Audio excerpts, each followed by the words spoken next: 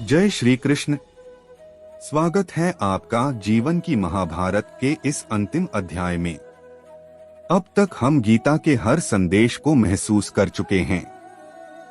कर्म, भक्ति, ज्ञान, श्रद्धा और विवेक। आज हम जानेंगे कि इन सब का अंतिम उद्देश्य क्या है। भगवान श्री कृष्ण अब अर्जुन को बताते हैं कि जीवन का सर्वोच्च लक्ष्य है मुक्ति, अर्थात असली स्वतंत्रता, और वह केवल समर्पण और त्याग से ही मिलती है। अर्जुन पूछते हैं, हे केशव, मैं यह जानना चाहता हूं कि संन्यास और त्याग में क्या अंतर है और इनमें से कौन सा मार्ग श्रेष्ठ है। भगवान मुस्कुराते हुए उत्तर देते हैं, संन्यास का अर्थ है कर्म का त्याग, परंतु सच्चा त्याग यह नहीं कि कर्म छोड़ दो, बल्कि यह कि कर्म का फल छोड़ दो। भगवान कहते हैं, कर्म करना तुम्हारा धर्म है, परंतु उसके परिणाम के प्रति आसक्ति छोड़ना ही मोक्ष का मार्ग है।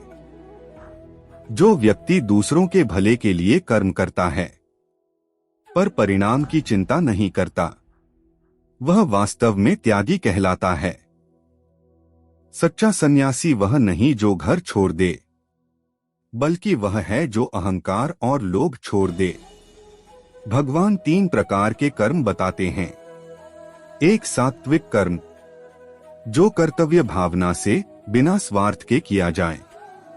इससे मन शुद्ध होता है और आत्मा को शांति मिलती है। 2, राजसिक कर्म, जो किसी स्वार्थ या लाभ की भावना से किया जाए। इससे थकान और चिंता बढ़ती है। 3, तामसिक कर्म, जो अज्ञान या दूसरों को कष्ट देकर किया जाए। यह पाप की ओर ले जाता है। अर्जुन, सच्चा योद्धा वही है जो सात्विक कर्म करे और उसका फल भगवान को अर्पित करे। भगवान कहते हैं, जैसा ज्ञान होता है वैसा ही कर्म और वैसा ही कर्ता। एक, सात्विक ज्ञान, जो सब प्राणियों में एक ही आत्मा को देखता है। यह एकता का ज्ञान है।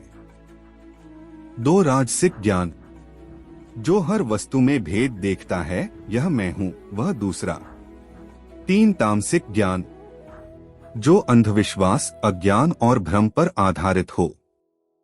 इसलिए अर्जुन, सात्विक ज्ञान अपनाओ, क्योंकि वही मुक्ति की ओर ले जाता है। भगवान कहते हैं, हर कर्म के 4 प्रमुख अंग होते हैं। 1, कर्ता, डूअर। 2, कर्म, एक्शन। 3, साधन, इंस्ट्रूमेंट्स। 4, दैव, डिवाइन विल। मनुष्य केवल एक भाग है इस विशाल योजना का। जब वह यह समझ जाता है कि मैं नहीं, ईश्वर कर रहा है, तभी उसे सच्ची स्वतंत्रता मिलती है। भगवान कहते हैं, अर्जुन, दूसरों के धर्म को अपनाने से बेहतर है अपने धर्म का पालन करना, भले ही उसमें असफलता मिले। श्रेयान् स्वधर्मो विगुणः परधर्मात् स्वनुष्ठितात्। अपने कर्तव्य का पालन करना, भले ही कठिन हो, आत्मा को स्थिर रखता है। भगवान कहते हैं, जिसका मन मुझ में लगा है, जो मुझसे प्रेम करता है, जो मेरे लिए कार्य करता है, वह मुझे प्राप्त कर लेता है। मन्मना भव मद्भक्तो मद्याजी मां नमस्कुरु। अर्थात, मुझ में मन लगाओ, मेरे भक्त बनो, मुझे प्रणाम करो, तुम निश्चित रूप से मुझ तक आओगे। यही है भक्ति का सर्वोच्च रूप, पूर्ण समर्पण। भगवान आगे कहते हैं, जो अहंकार से मुक्त होकर कर्म करता है, जो अपने को सबका सेवक समझता है, वह सच्चा ज्ञानी है। जब तक मैं और मेरा का भाव रहेगा, तब तक दुख रहेगा, पर जब सब कुछ तेरा है, प्रभु का भाव जागेगा, तभी मोक्ष मिलेगा।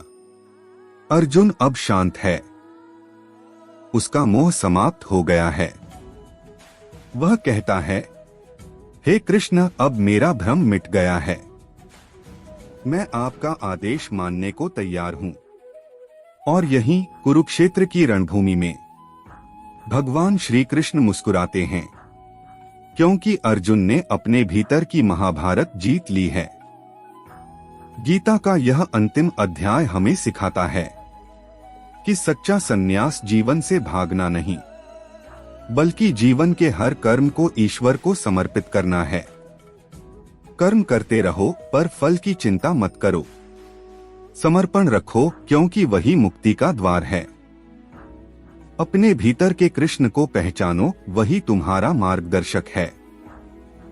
जय श्री कृष्ण। इस प्रकार श्रीमद् भगवद गीता के 18 अध्याय पूर्ण होते हैं। यह केवल एक ग्रंथ नहीं, बल्कि जीवन जीने की कला है। जो गीता को अपने जीवन में उतार लेता है, वह हर युद्ध, हर दुख, हर भ्रम पर विजय पा लेता है।